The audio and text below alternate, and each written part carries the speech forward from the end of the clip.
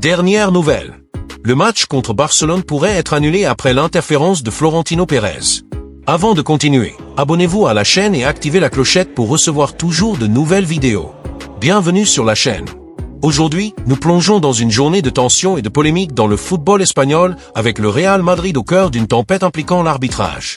La finale de la Coupe du Roi contre Barcelone est confirmée pour ce samedi 26 avril, mais le chemin vers cette décision a été semé de rebondissements. Préparez-vous, en moins de 24 heures, des communiqués officiels, des critiques cinglantes et des rumeurs ont secoué le monde du football. Allons droit au but et décortiquons tout ce qui s'est passé avec les détails les plus brûlants de ce chaos. Restez connectés, car cette histoire est en feu. Le vendredi 25 avril, le Real Madrid a publié un communiqué explosif, le deuxième en peu de temps, signé par le président Florentino Pérez, pour mettre fin aux rumeurs qui agitaient le monde du football. Le club n'a jamais envisagé de boycotter la finale de la Coupe du Roi contre Barcelone. À aucun moment nous n'avons envisagé de ne pas disputer la finale d'aujourd'hui, a affirmé le club avec autorité, garantissant que le Classico tant attendu est officiellement maintenu pour ce samedi à Séville. Ce communiqué est arrivé à un moment de tension maximale, après des heures de spéculations intenses qui ont dominé les réseaux sociaux, les émissions télévisées et les débats entre supporters. Ce qui semblait être une simple journée de préparation pour le grand match s'est transformé en un véritable champ de bataille en coulisses, le Real Madrid affrontant non seulement son rival Barcelone, mais aussi l'arbitrage, qu'il a accusé d'adopter une attitude hostile et inappropriée. Ce communiqué, rédigé avec un ton ferme et direct, a non seulement clarifié la position du club, mais a également servi de réponse cinglante au récit suggérant une possible forfaiture, ce qui serait inédit dans l'histoire du club merengue. La décision de publier un deuxième communiqué en moins de 24 heures reflète la gravité de la situation. Le Real Madrid a ressenti le besoin de réaffirmer son engagement envers la compétition et les millions de supporters qui attendent avec impatience ce choc. Mais qu'est-ce qui a conduit le club à frôler une crise publique? Plongeons dans les détails. La polémique a commencé lorsque des déclarations attribuées aux arbitres désignés pour la finale ont été rendues publiques, à seulement un jour du match, provoquant une vague de méfiance et d'indignation au Santiago Bernabéu. Ces propos, qualifiés par le Real Madrid de maladroits et inappropriés, auraient démontré un parti pris et une animosité envers le club, ce que les merengues estiment compromettre l'impartialité nécessaire pour un événement de cette envergure. La réaction du Real Madrid a été immédiate. Le club n'a pas seulement critiqué les arbitres, mais a également remis en question le choix de l'équipe arbitrale pour un match qui sera regardé par des centaines de millions de personnes à travers le monde. Malgré la colère, le communiqué souligne que le Real Madrid a choisi de privilégier le spectacle sportif et le respect des supporters, dont beaucoup sont déjà à Séville ou prévoient de s'y rendre pour soutenir l'équipe. Cette position montre le poids de la responsabilité que porte le club en tant que l'une des plus grandes institutions du football mondial, mais indique également clairement que le Real Madrid n'est pas prêt à ignorer ce qu'il considère comme une offense. La note signée par Florentino Pérez est un document stratégique visant à équilibrer la défense des intérêts du club avec le maintien de l'image d'une équipe engagée dans les valeurs du sport. Tout en réaffirmant que le match est confirmé, le communiqué maintient la pression sur l'arbitrage, suggérant que le Real Madrid restera attentif à tout mouvement susceptible d'influencer le résultat de la finale. Cet échange de coups en coulisses ajoute une couche supplémentaire de rivalité au Classico, déjà naturellement chargé d'émotions et d'histoire. Avec ce communiqué, le Real Madrid a non seulement garanti sa présence en finale, mais a également envoyé un message clair: le club est prêt à se battre, sur le terrain et en dehors, pour défendre son honneur et remporter le titre. La question qui demeure, comment cette tension préalable au match se reflétera-t-elle dans les performances des équipes? La scène est prête pour un affrontement épique et le monde du football est à l'affût. Dans son communiqué officiel, le Real Madrid a détaillé minutieusement les raisons qui l'ont conduit à confirmer sa participation à la finale de la Coupe du Roi, malgré le tourbillon de polémiques entourant l'arbitrage.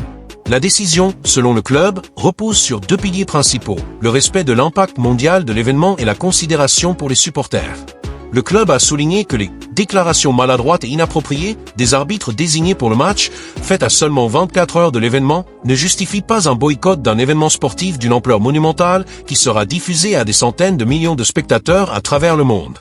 La finale de la Coupe du Roi, surtout un classico entre le Real Madrid et Barcelone, est bien plus qu'un simple match. C'est un phénomène culturel et sportif qui mobilise les passions, stimule les économies et renforce la rivalité historique entre les deux géants du football. Renoncer à participer, selon le Real Madrid, serait un coup porté non seulement à la compétition, mais aussi à l'essence même du sport. De plus, le club a tenu à souligner son engagement envers ses supporters, dont beaucoup sont déjà à Séville, où se tiendra la finale, ou prévoient de s'y rendre pour encourager l'équipe. Ces fans, qui investissent temps, argent et émotion pour suivre le Real Madrid, ont été placés au cœur de la décision. Le communiqué suggère que renoncer à la finale serait une trahison de la confiance de ses supporters qui remplissent les stades et font du Classico un spectacle vibrant. Cependant, la décision de jouer ne signifie pas que le Real Madrid ignore les tensions avec l'arbitrage. Au contraire, le club a utilisé le communiqué pour renforcer ses critiques envers les arbitres, soulignant que leurs déclarations controversées ont créé un climat de méfiance et d'hostilité.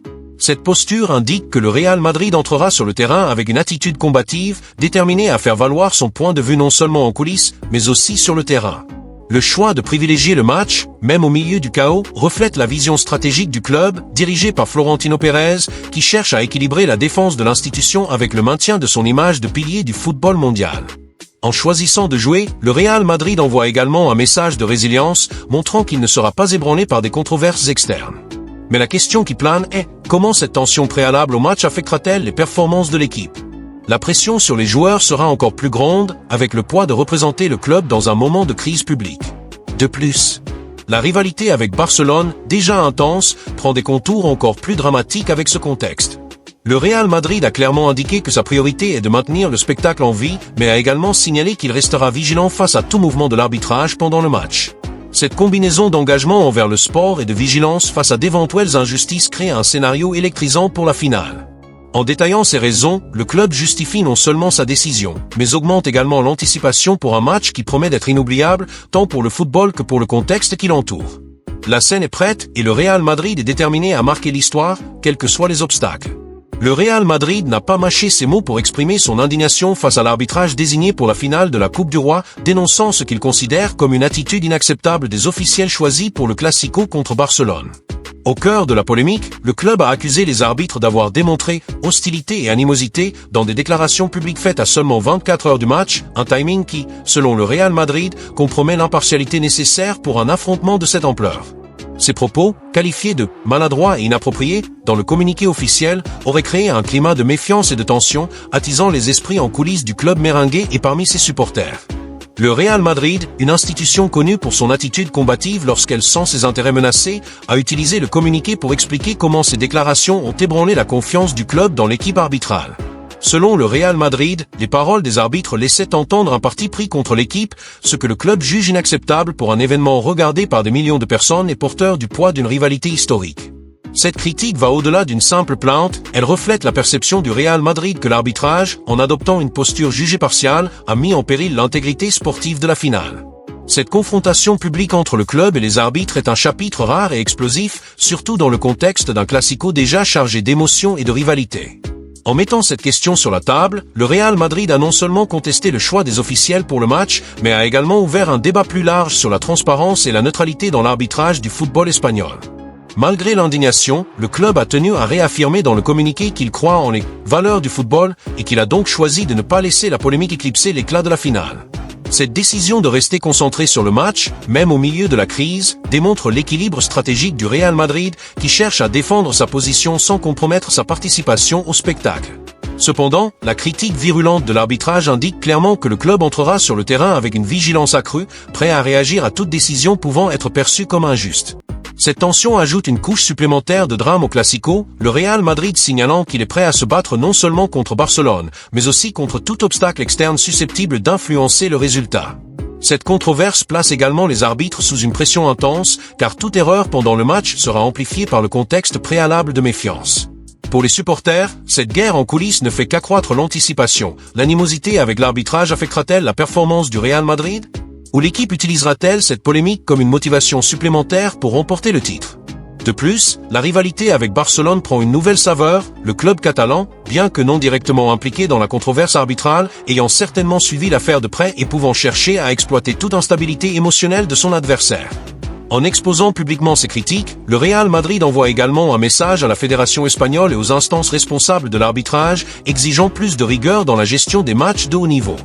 Cet épisode, qui a transformé la veille de la finale en un véritable champ de bataille verbale, renforce le poids du Real Madrid comme une force non seulement sur le terrain, mais aussi en coulisses du football. La question qui demeure est, comment cette tension se manifestera-t-elle pendant les 90 minutes ? Chaque décision arbitrale sera scrutée, et le comportement des joueurs, surtout dans les moments controversés, pourrait être influencé par ce climat de méfiance. Avec sa critique incisive, le Real Madrid a placé l'arbitrage sous les projecteurs, mais a également pris le risque d'accroître la pression sur lui-même. Le monde du football est en alerte, attendant de voir si ce conflit en coulisses aura des répercussions directes sur le terrain. Une chose est sûre, le Classico de ce samedi sera bien plus qu'une lutte pour le titre, ce sera une bataille de récits, d'émotions et de stratégie. Et alors, supporters, que pensez-vous de ce tumulte qui a secoué le football espagnol? La finale de la Coupe du Roi est confirmée pour ce samedi 26 avril, mais l'atmosphère en coulisses est plus incandescente que jamais, avec le Real Madrid au centre d'une guerre de récits contre l'arbitrage et la rivalité avec Barcelone atteignant des sommets stratosphériques. Ce que nous avons vu au cours des dernières 24 heures est une véritable montagne russe d'émotions, rumeurs de boycott, communiqués officiels percutants et critiques acérées qui ont transformé la veille du Classico en un spectacle à part entière. Le Real Madrid, mené par Florentino Pérez, a clairement indiqué qu'il ne reculera pas, tout en s'engageant à maintenir le spectacle, respectant les millions de fans qui attendent avec impatience ce choc épique. La tension avec les arbitres, accusés d'hostilité, ajoute un ingrédient explosif à un match qui est déjà, en soi, l'un des plus grands de la planète. Chaque action, chaque décision, chaque but, tout sera amplifié par ce contexte de méfiance et de rivalité. La question qui obsède les supporters est « Comment cette polémique influencera-t-elle la performance sur le terrain ?» Le Real Madrid transformera-t-il son indignation en motivation pour dominer Barcelone? Ou la pression supplémentaire risque-t-elle de déstabiliser les Merengues? Et Barcelone, qui est jusqu'à présent resté en dehors de l'œil du cyclone, profitera-t-il de cette instabilité pour imposer son jeu? Une chose est sûre, le Classico de ce samedi ne sera pas seulement une lutte pour le trophée de la Coupe du Roi, mais aussi une bataille de récits, de stratégie et d'émotions qui résonnera longtemps dans le monde du football. Ce conflit en coulisses, avec le Real Madrid défiant ouvertement l'arbitrage, soulève également des questions plus larges sur la gestion du sport en Espagne. Verrons-nous des changements dans la manière dont les arbitres sont désignés pour des matchs de cette envergure? Ou cet épisode ne sera-t-il qu'un chapitre de plus dans la longue histoire des polémiques footballistiques?